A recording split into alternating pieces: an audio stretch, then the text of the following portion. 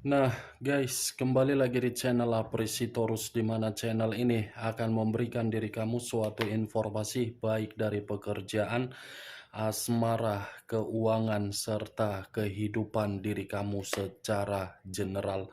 Sebelum saya memberikan suatu informasi dari berbagai aspek yang barusan saya katakan tadi, saya juga mengingatkan kepada teman-teman, informasi yang saya berikan terhadap diri kamu bukan suatu acuan untuk kamu ambil dan untuk kamu terima. Saya hanya bisa memberikan diri kamu suatu informasi berdasarkan kartu yang saya pegang ini. Diri kamu hanya bisa berencana terhadap kehidupan kamu, akan tetapi di balik dari informasi dan perencanaan tersebut, lagi-lagi yang menentukan adalah Sang Pencipta. Sebelum saya mengambil satu persatu kartu yang saya pegang ini secara acak, saya juga mengingatkan kepada teman-teman apabila ketemu dengan channel saya agar menekan tombol subscribe-nya dan menyalakan loncengnya supaya next video saya lebih semangat untuk memberikan suatu informasi baik terhadap kondisi energi kamu, manusia yang selama ini kamu prioritaskan, serta pihak ketiganya.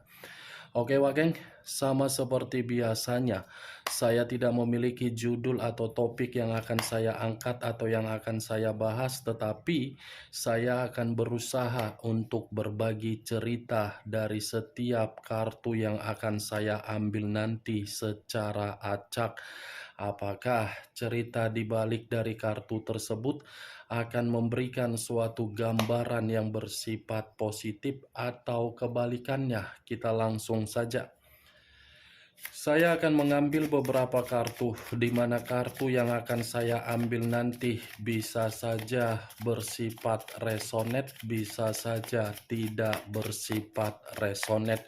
Semuanya saya kembalikan terhadap pola pemikiran kamu, semuanya saya kembalikan terhadap situasi energi yang kamu miliki untuk saat ini.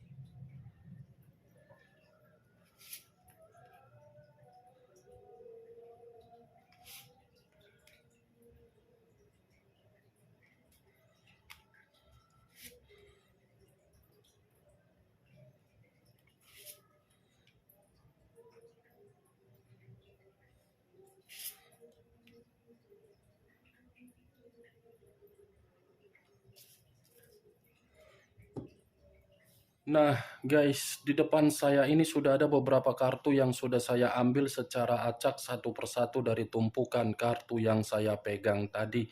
Apakah informasi atau cerita di balik dari kartu yang ada di depan saya ini akan memberikan suatu gambaran yang bersifat positif atau kebalikannya? Kita langsung terhadap kartu pertama.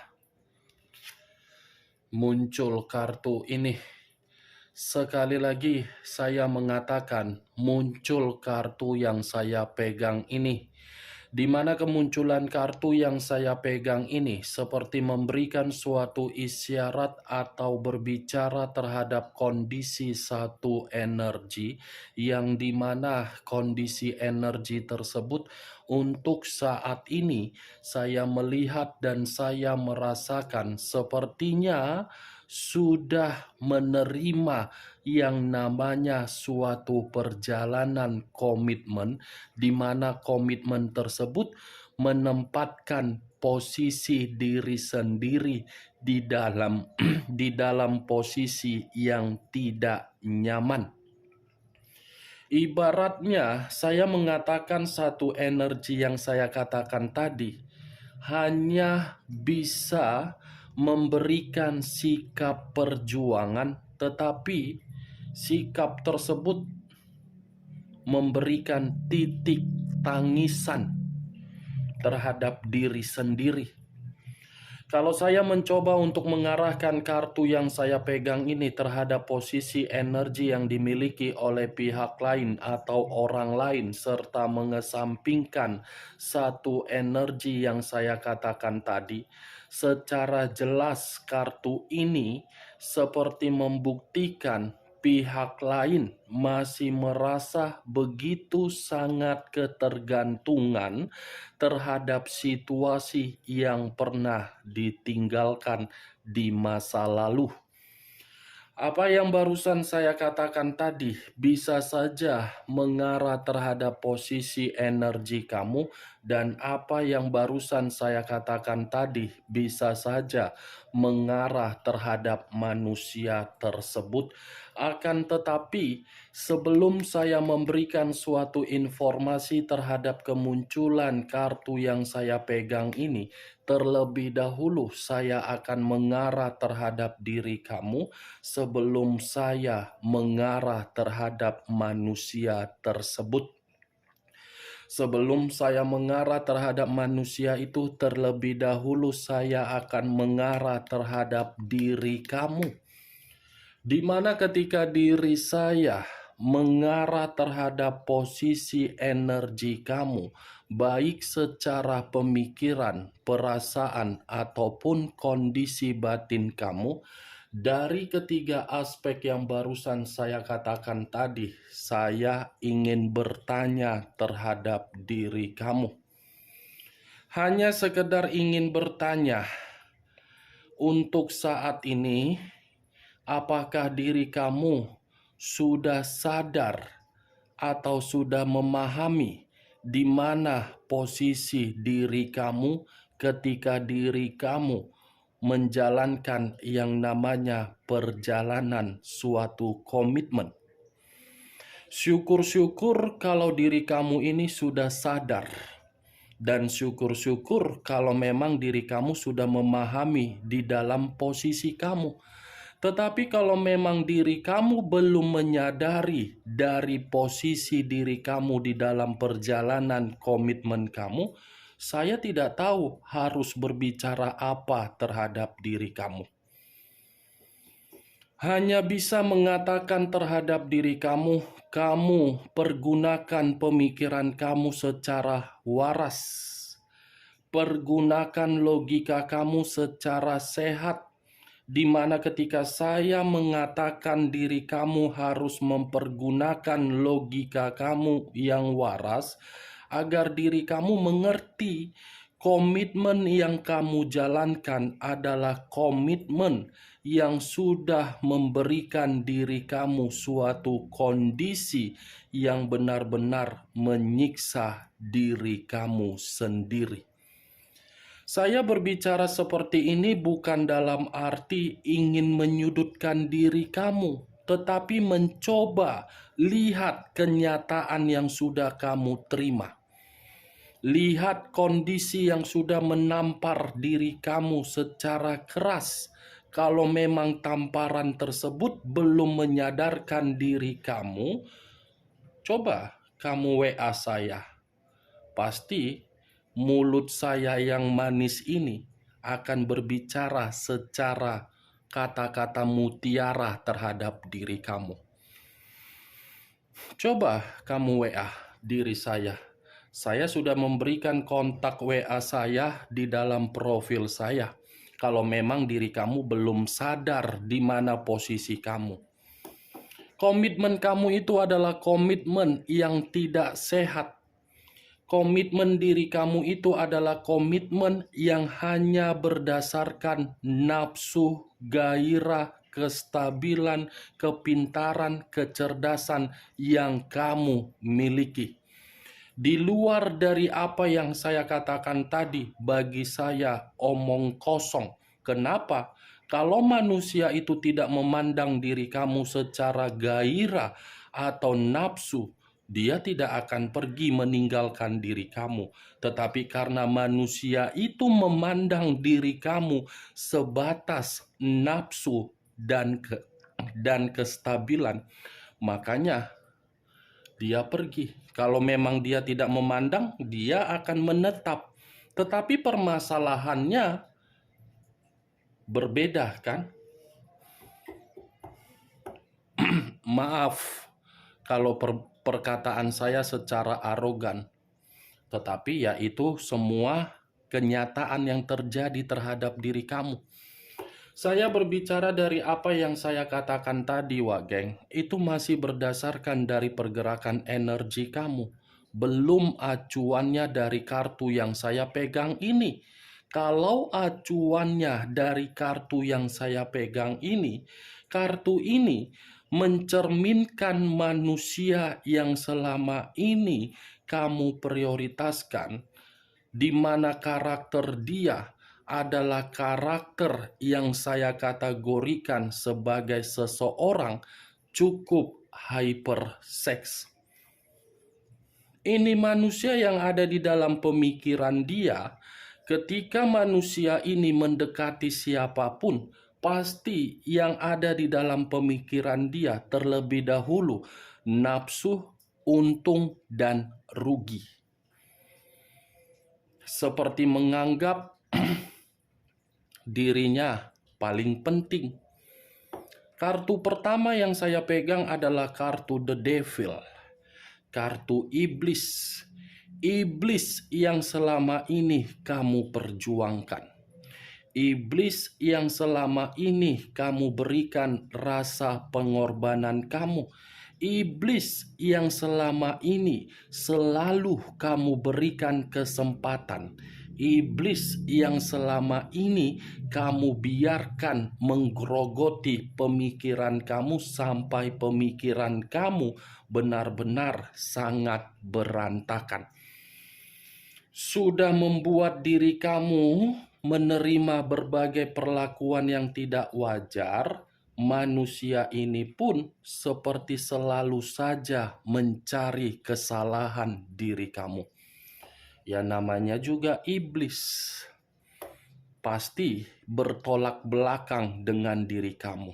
Kalau saya mengumpamakan kamu angel, dia Lucifer. Dia Lucifer, kamu angel. Kamu mencoba untuk merendahkan diri terhadap diri dia, dia malah menaikkan kualitas dia. Kamu mencoba untuk memahami manusia itu, dia sendiri malah bersikap arogan. Bayangkan saja iblis.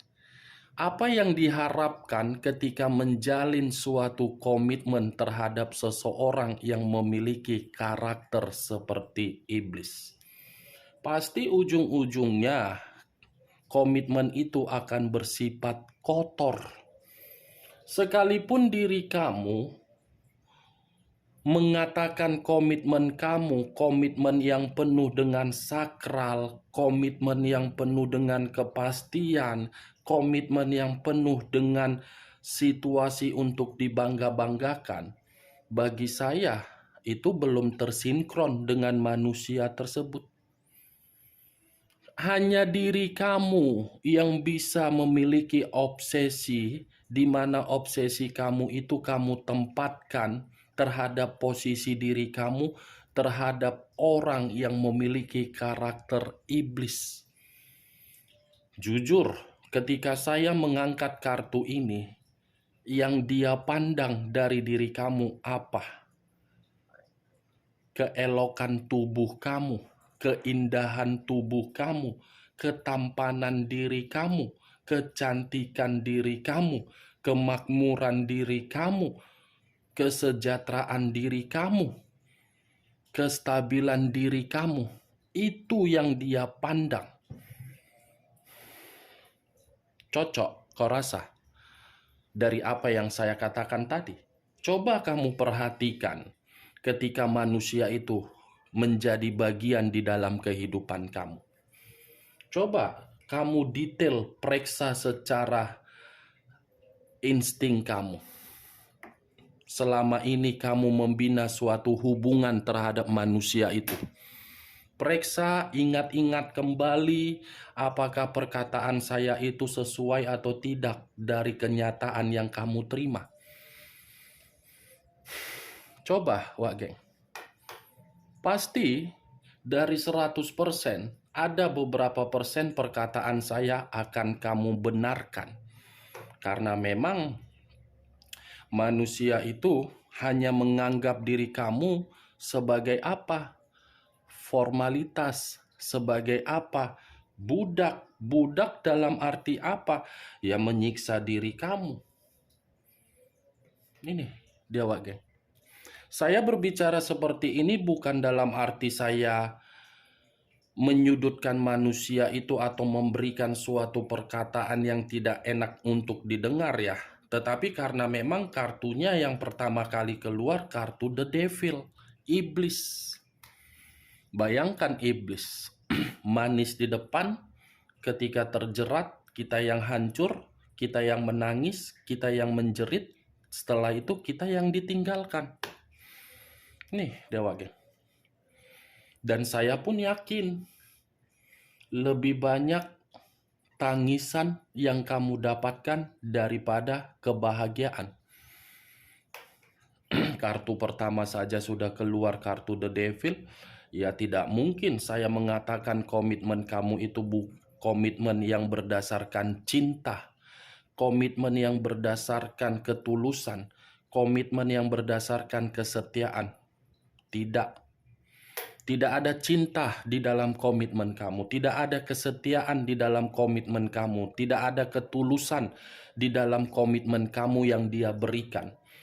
Kalaupun manusia itu memberikan yang namanya cinta, yang namanya kesetiaan, yang namanya ketulusan, tunggu manusia itu merasa terpuruk baru dia menyadari diri dia benar-benar memahami diri kamu berharga. Kalau manusia itu tidak terpuruk, dia tidak akan menganggap dan tidak akan pernah memberikan situasi cinta terhadap diri kamu. Sekalipun diri kamu sudah menjalankan suatu hubungan yang berpuluh-puluh tahun. Baik itu pernikahan, LDR, pacaran, sampai diri kamu menerima status single parent. Kalau saya mengarahkan kartu yang saya pegang ini terhadap posisi energi manusia tersebut, saya rasa kartu ini kebalikan dari apa yang saya katakan ketika saya mengatakan posisi pergerakan energi kamu. Kenapa saya mengatakan kebalikan dari posisi energi yang kamu miliki? Karena kartu The Devil ini pun seperti mengatakan manusia ini kalau dia tidak bisa mengubah kebiasaan-kebiasaan dia, yang dimana kebiasaan dia colok sana colok sini, membutuhkan lubang, membutuhkan lendir, itu akan menempatkan posisi diri dia di dalam posisi yang benar-benar membuat diri dia akan menerima yang namanya penyakit dan akan menerima yang namanya situasi yang akan membuat manusia itu merasa terasingkan dan terpuruk. Karena dibalik dari kartu The Devil ini, dari kebiasaan buruk dia, ada yang sedang menanti manusia itu dari situasi penyakit. Muncul kartu Three of Cups. Three of Cups terdiri dari 3 cawan. Kalau saya mencoba untuk menarik kata satu cawan dari ketiga cawan yang saya katakan tadi, satu cawan yang saya tarik ini seperti menggambarkan manusia ini ternyata hobi dia hanya untuk bersenang-senang. Hobi dia ini hanya untuk berfoya-foya. Hobi dia ini hanya untuk mengenali seseorang yang bisa memberikan diri dia kesenangan, kenikmatan, dan suatu kegembiraan. Bukan hanya diri kamu yang dia anggap sebagai kesenangan dia. Masih banyak lagi orang di luaran sana yang dia anggap untuk memberikan manusia itu berbagai kesenangan. Pantaslah kartu pertama sudah keluar kartu The Devil. Ternyata begitu saya mengangkat kartu kedua, dibenarkan pula dari kartu pertama. Iblis yang doyan senang-senang. Nih, seperti orang yang tidak bisa untuk diarahkan untuk menghentikan situasi kebebasan dia. Tetapi acuan saya bukan bagaimana manusia itu untuk menikmati kesenangan dia. Acuan saya dari kata yang saya ucapkan tadi. Ada yang sedang menantikan manusia itu dari kondisi kesenangan dia berupa penyakit. Kartu pertama sudah keluar, kartu iblis. Walaupun nanti kartu-kartu ini belum saya buka dan kartu ini akan mengatakan hal positif atau hal negatif, acuan saya masih tetap di dalam kartu The Devil. Karena bagi saya kartu pertama itu adalah kartu inti. Muncul kartu The Lovers. The Lovers, unsur udara, berlambangkan 3 zodiak: Aquarius, Gemini, dan Libra. Kalau saya mencoba untuk mengesampingkan ketiga zodiak yang barusan saya katakan tadi, keluarnya kartu The Lovers ini seperti membuktikan manusia ini ketika ada satu komitmen yang sudah memberikan kepercayaan terhadap diri dia, kepercayaan yang diberikan oleh orang lain terhadap manusia itu tidak bisa untuk dia jaga. Ya, bagaimana mungkin bisa dia jaga sementara karakter dia masih doyan terhadap senang-senang dan kenikmatan. Sejuta kali pun orang bisa memberikan manusia ini kesetiaan, kalau manusia ini selalu menganggap kesetiaan itu adalah suatu eksperimen, saya rasa percuma. Manusia ini tidak pernah satu pemikiran terhadap orang yang memberikan kesetiaan, termasuk diri kamu. Walaupun dia sudah menjalin suatu hubungan terhadap diri kamu, ini manusia saya kategorikan doyan jajan. Masih saja colok sana, colok sini. Jangan sampai ketika saya mengatakan manusia ini ada yang sedang menanti diri dia berupa penyakit, tiba-tiba penyakit tersebut datang terhadap dia datang terhadap diri kamu, takutnya nanti diri kamu yang ambiar. The Lovers, geng. Manusia yang tidak bisa menjaga suatu komitmen. Kalaupun dia bisa menjaga komitmen, karena memang komitmen itu memberikan diri dia suatu kenikmatan secara nafsu. Muncul kartu The Chariot. The Chariot, unsur air, berlambangkan 3 zodiak.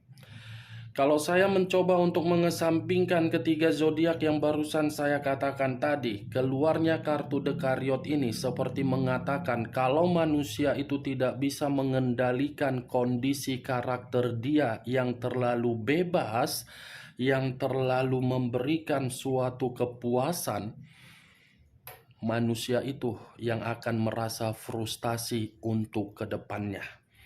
Manusia itu yang akan menerima berbagai permusuhan atau berbagai kondisi kesehatan yang sangat sulit untuk dia obati. Kesehatan yang akan dia terima akan membuat manusia itu seperti merasa sangat menyesal. Muncul kartu The Fool. The Fool banyak arti, tetapi saya hanya mengambil 2 arti saja, resiko dan kebodohan. Kamu tunggu saja, geng, ada resiko dari kebodohan dia dari kartu pertama yang saya ucapkan tadi. Cepat atau lambat, ini manusia pasti akan diperlihatkan terhadap diri kamu di mana kondisi diri dia benar-benar akan menerima kebodohan dia. Di mana kebodohan dia ini bisa saja saya kategorikan terhadap situasi kematian atau sakit.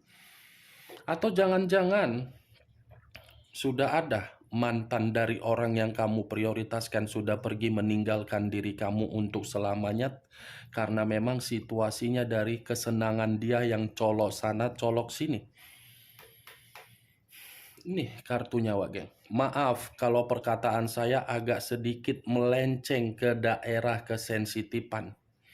Tetapi kelima kartu ini seperti mengharuskan saya untuk mengatakan kalau manusia itu tidak bisa mengendalikan situasi kebebasan dia, situasi itulah yang akan membuat manusia itu menerima kebodohan dia sendiri. Muncul kartu Justice. Keluar sendiri kartu Justice untuk kartu terakhir. Unsur udara. Berlambangkan 3 zodiak, Aquarius, Gemini, dan Libra. Kalau saya mencoba untuk mengesampingkan ketiga zodiak yang barusan saya katakan, keluarnya kartu Justice ini ada konsekuensi yang akan dia terima dari kemunculan kartu The Devil. Bukan hanya konsekuensi, ada suatu sebab dan akibat yang akan dia sesali, dan bukan hanya itu saja, ada suatu bentuk tanggung jawab yang akan dia terima, di mana bentuk tanggung jawab ini akan menghabiskan seluruh materi dia sehingga diri dia tidak lagi memiliki yang namanya keseimbangan dan kestabilan. Tetapi yang lebih parah, keluarnya kartu Justice seperti mengatakan ada karma dan ada suatu keadilan dari situasi karakter dia tersebut. Justice unsur udara, The Devil unsur tanah, The Chariot unsur udara, unsur air, Aquarius, Gemini, Libra, Capricorn, Taurus, Virgo, Pisces, Cancer, dan Scorpio. 3 unsur, 9 zodiak, kamu tinggal menentukan di mana unsur kamu, di mana unsur manusia tersebut. Oke Wak, geng, hanya itu yang bisa saya berikan informasinya terhadap diri kamu dari ke-6 kartu yang saya pegang tadi. Sebelum saya menutup perkataan saya, sekali lagi saya mengingatkan, saya tidak memberikan diri kamu suatu sugesti dari perkataan saya tadi agar sugesti saya bermain di dalam pemikiran kamu. Semua kembali terhadap diri kamu. Yang positif ambil, yang negatif buang. Sekian dulu informasinya. Salam kartu tarot, salam zodiak.